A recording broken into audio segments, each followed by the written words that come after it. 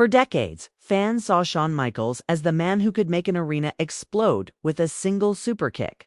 But behind the confidence, the leather, the swagger, and the legendary performances was something much more complicated. A man who spent years fighting battles that had nothing to do with a wrestling ring.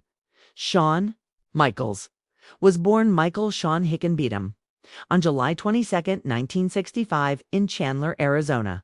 He would eventually become known around the world as the Heartbreak Kid. But the person behind that nickname was never as simple as the character suggested. Even early on, Michaels had an intense personality and an obsession with becoming great. Wrestling wasn't just something he wanted to do. It became part of who he was. That ambition helped turn him into one of the most gifted performers WWE had ever seen. With the Rockers, he became a star. With D-Generation X, he became a cultural phenomenon. And as a singles competitor, he became Mr. WrestleMania.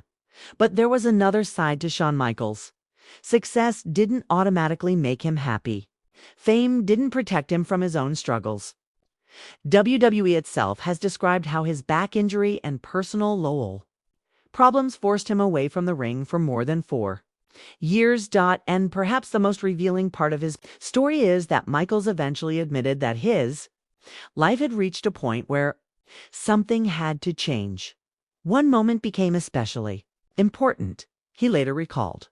Sitting on a couch while his young son was nearby, Michaels realized that his son believed he was simply tired, while the truth was much darker. That realization hit him harder than any wrestling match ever could. He understood that his choices were no longer affecting only him.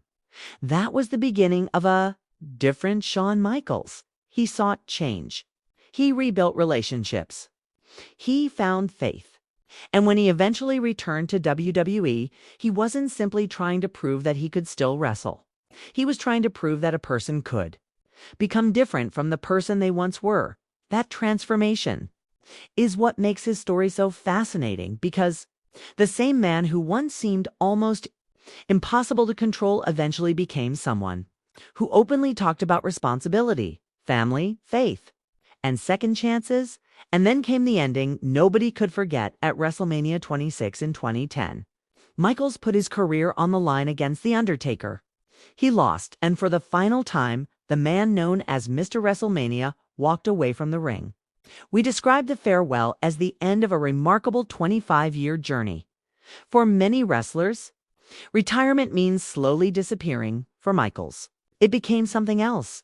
His legacy grew. Fans continued talking about his matches with The Undertaker, Bret Hart, Chris Jericho, Kurt Angle, and so many others. His influence became impossible to ignore. Even years after retirement, audiences still wanted one more match. And in 2018, he finally returned to the ring for a match alongside Triple H against The Undertaker and Kane. It was his first in-ring appearance since 2010. But maybe that's where the real revelation lies. What fans suspected all along wasn't simply that Shawn Michaels was one of the greatest wrestlers ever. It was that beneath the character was a man who had spent much of his life trying to outrun his own mistakes.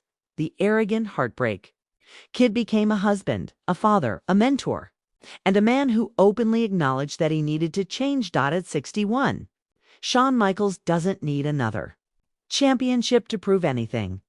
His greatest victory may have happened long after the crowd stopped chanting his name, because sometimes the hardest opponent isn't standing across the ring. Sometimes it's the person staring back at you in the mirror. And Shawn Michaels' story reminds us that greatness isn't only about how high you climb,